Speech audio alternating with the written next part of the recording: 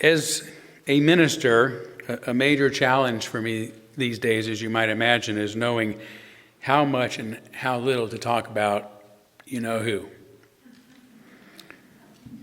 I do consider it my job to help other concerned liberals cope with the disturbing socio-political reality that we're facing as a nation and its impacts upon our entire world. At the same time, you know who already dominates our attention more than enough. Sometimes it feels like he's all anyone ever talks about. Last Sunday, again, I spoke about some coping mechanisms for life in general, including our current state of the disunion, which were largely inspired by Stoicism. Today, since I will again be away and out of touch throughout February, and because I know that Donald Trump, there I said it, will continue to dominate the headlines in ways that I can't predict, that we can't predict, I want to additionally, again, leave you with reasons for hope that this storm will eventually end. Remember what I said last week about the American buffalo, how it's built to face life head on, and that they tend to move into a storm to get through it faster rather than try to circumvent it. No matter what lies ahead, this may be our best strategy too. So let's push forward and get through this. Now, you're wondering if we can get through it, right? So with this in mind and this analogy in mind, the title of my sermon, "The Storm Before the Calm," is apropos. Rather than being inspired by the buffalo pushing through the blizzard, however, it's inspired by futurologist, political scientist, and author George Friedman's 2020 book, "The Storm Before the Calm: America's Discord, the Crisis of the 2020s, and the Triumph Beyond." Upon reading it, I was especially struck by two things. Firstly, how prescient the book is regarding our current situation, and surprised that it was written before the 2020 election of Biden. Yet Friedman predicted that, quote, "in the 2020s, regardless of whether President Trump is reelected, indifference coupled with cynicism will dominate. The crisis of this decade will spring from very real problems, but will also be a crisis of faith in the republic itself." And this is precisely where many of us are today, including people from around the world, worrying and wondering if our American democracy will survive. Secondly, I was greatly encouraged by the feelings of hope reading this book has left me with. Once we get through the storm, there's a bright future ahead of us and our nation, or so Friedman predicts. But hope is not a passive feeling. It's not a mere wish for something to be better, but a feeling that emerges only upon discovering sound reasons to believe that things can get better. Hope is not the same as wishful thinking. Social psychologist Erich Fromm compared hope to pregnancy. There are no guarantees how it will turn out, but a pregnancy gives good reason to believe that a healthy and happy child will be born, which is enough to sustain that hope. To hope, Fromm says, means to be ready at every moment for that which is not yet born. The storm before the calm gives us sound reason to hope that the turmoil we are now facing, difficult a pregnancy as it is, will ultimately lead to a new and better life for us all. Since I don't wish to give a book report, I have decided it best to let Friedman himself do the talking by reciting a few selections from his book that became the reasons for my feelings of hope. The following comments are a patchwork of those remarks, although I'll present them as a cohesive narrative. Perhaps they will inspire you to read The Storm Before the Calm for yourself. But for now, please remember that when he speaks of Trump's presidency in the present tense, he's referring to his first term in office that began in 2016. So with that said, with much gratitude, I present to you George Friedman. The United States is living through a difficult time. Americans are focused on Donald Trump's presidency. His enemies believe him to be corrupt and incompetent. His supporters regard him as the victim of the entrenched elite wanting to destroy him. Much of the tension focuses on Trump as if he alone were the problem or the solution. This is a book that focuses on the underlying process in American history, explaining this moment that we are in within the context of our broader history and putting the current passions into context. It will also explain the very real coming crisis of the 2020s to 2030, and ultimately show how the United States will deal with the pain and confusion and emerge on the other side stronger and more dynamic. At the moment, a series of deep structural changes are taking place in the United States, and those changes are creating profound stresses. The federal government is undergoing a periodic shift in which its operations and traditional relationships to society are changing. That shift is driven by an increasing failure in the system. Simultaneously, the economic system is undergoing a fundamental shift driven partly by an excess of money and a limited opportunity for investment. This, it turns out, results in a massive decline in productivity and growth due to a fall-off of innovation. Between these two stresses and the pressure that emerged from the United States trying to find its balance in a global system, the glue that was holding American society together has weakened and will continue to decline throughout the 2020s. And regardless of who is president, fear and loathing will stalk the land for another decade. This is not the first time this has happened by any means. If we step back and take the long view, there are two major cycles in American history. And by understanding these cycles, we can understand the situation in the United States today. One is the institutional cycle, which has transpired approximately every 80 years. The first institutional cycle began with the end of the Revolutionary War and the drafting of the Constitution in the mid-1780s and ended in 1865 with the Civil War. The second institutional cycle ended 80 years later with the end of World War II. The strains of the next transition are becoming obvious now and will take place around 2025. The second major cycle is the socioeconomic, which has occurred approximately every 50 years. The last shift happened around 1980, when the economic and social dysfunction that began in the 1960s culminated with a fundamental shift in how the economic and social systems functioned. The previous socioeconomic cycle changed in the 1930s after the Great Depression, and before that in the 1880s as the country refocused after the Civil War. We are now facing another period of social and economic instability that will conclude in the late 2020s. In looking at these two major cycles, we see something that we have not seen before. The current institutional cycle will conclude in a crisis around the mid-2020s, and the socioeconomic cycle will end in a crisis within a few years of that.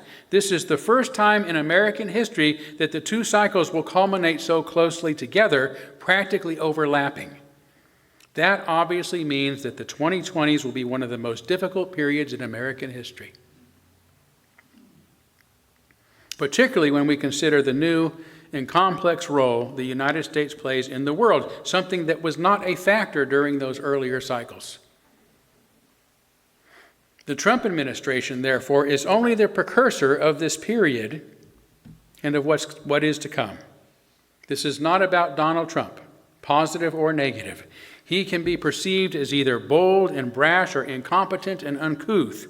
But when we look beyond the details, he and we are simply passengers on the American roller coaster. In 2025, it will be 80 years since the end of World War II. In 2030, it will have been 50 years since Ronald Reagan came to power. I expected the 2020s to be a particularly tense period since, again, these two cycles, the socioeconomic and the institutional, have never bottomed out during the same decade as they are doing so now. There have been terrible moments in American history: the institutional shift ushered in by the Civil War, the socioeconomic shift driven by the Great Depression, and so on. I do not expect civil war.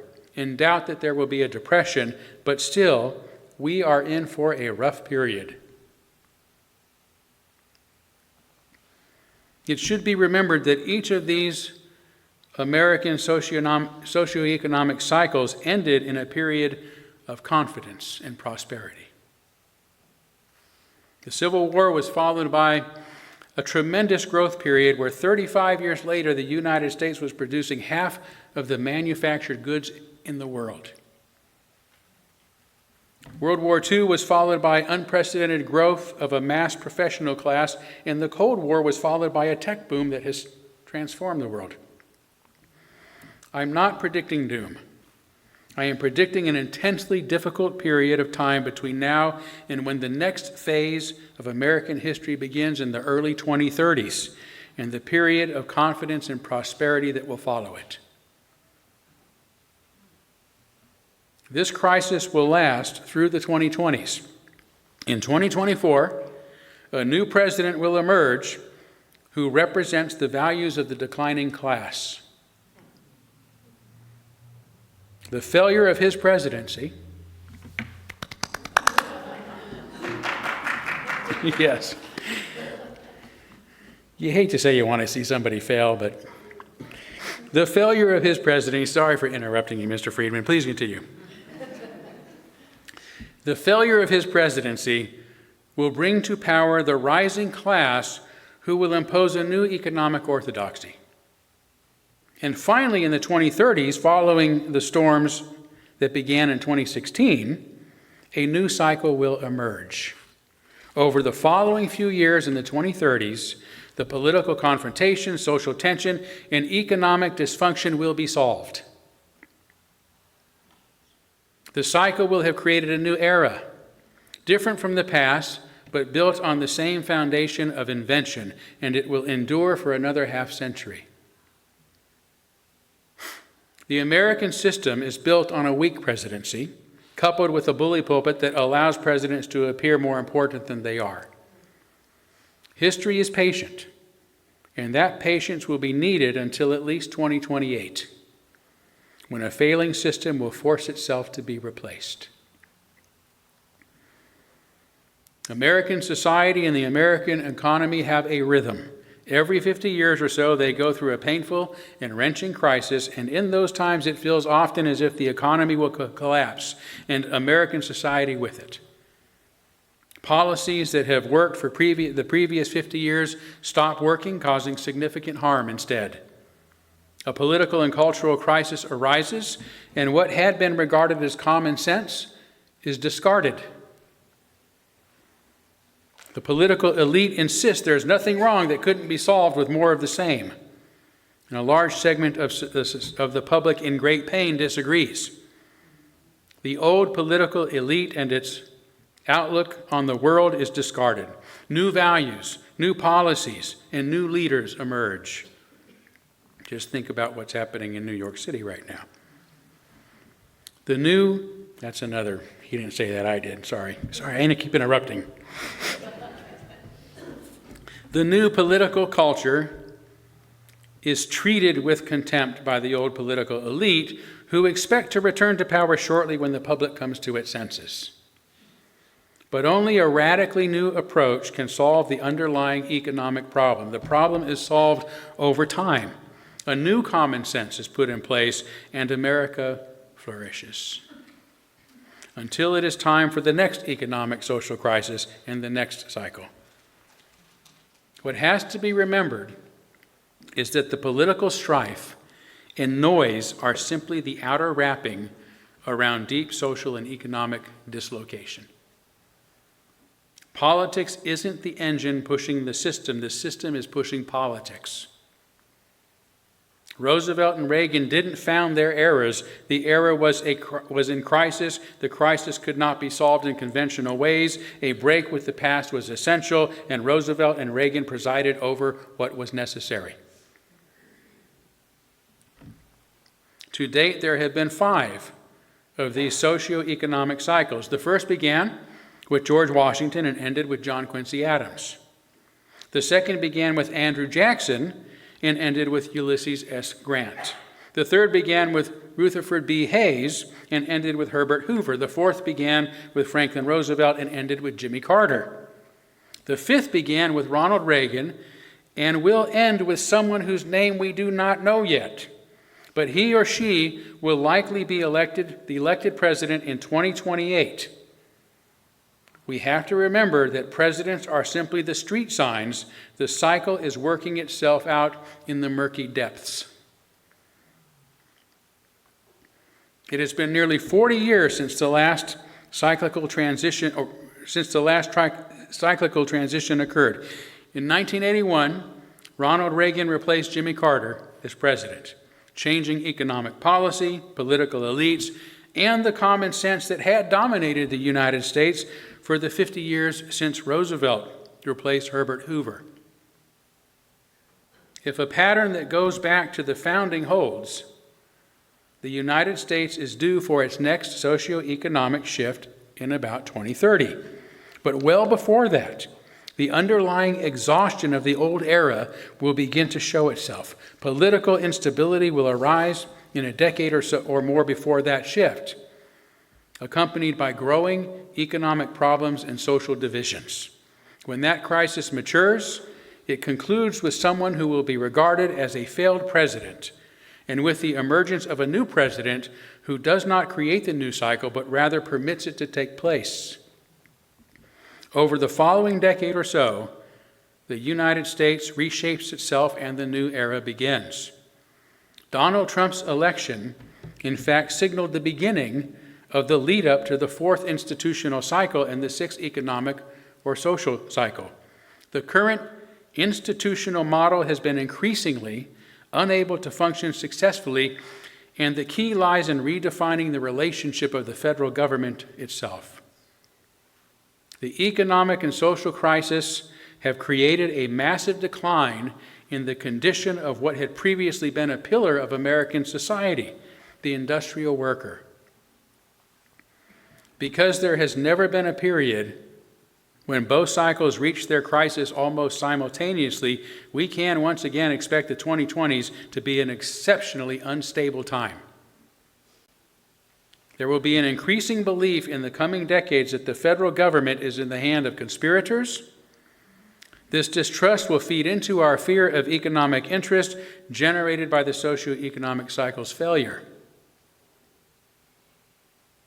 The Trump election in 2016 announced the coming end of this cycle in an election that signaled both a radical shift and utter gridlock in the system. The 2024 election will be the critical one because it will elect the last president of the Reagan cycle. And that will lead to the election of 2028 that will introduce radical new principles to American governance, both institutional and socioeconomic. The election will be politically decisive, bringing in a president by a significant majority as well as a supporting Congress. The last presidency of the Reagan era will act as a slingshot to that new period.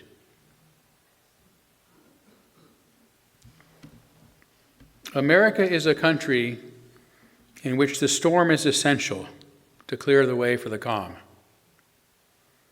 Because Americans obsessed with the present and future have difficulty remembering the past, they will all believe there has never been a time as uncivil and tense as this one. The permanent thing in America's founding, our rights and the Constitution, serve to drive both the prudence and the recklessness of our country. And it is the combination of these two things that has allowed the United States to evolve over nearly 250 years of stability and chaos. There's no evidence of it ending. The current storm is nothing more than what is normal for this time in American history and in our lives. So thank you, Dr. Friedman, for your brilliant, comprehensive, and encouraging explanation of where we are at, how we got here, and the direction we're heading. There's so much more to the storm before the calm than you've heard today, obviously, in just a few minutes. So I hope perhaps you're inspired to read it for yourself. I've only shared enough to help you understand the theory and reasoning that has enabled its author to be so prescient regarding his predictions for the future, now our present, which is itself reason to hope that they will be just as prescient regarding the next few years, and the shift to more functional, prosperous, and pleasant institutional and socioeconomic paradigms beginning by the end of this decade, which, if you think about it, it's not too far away. Most important is his well-reasoned prediction that we will get through this storm that we are now going through and that we must go through. And that imperfect as it will be, at risk of changing metaphors, we can now see a very bright light shining at the end of this long, dark tunnel. What seems like the end of something important right now may be the birth pains of something new and better. It's going to be hard. It's going to be painful. And we cannot merely throw up our hands and wait for it to end. And what's happening right now in Minnesota what's happening right now in Minnesota demands of us. We ought to do what we can to support each other, to mitigate suffering, pain, and injustice. For that is part of what midwifing a promising future requires of us. But this is the storm before the calm. And the only way to get through it is to go through it together. Thank you.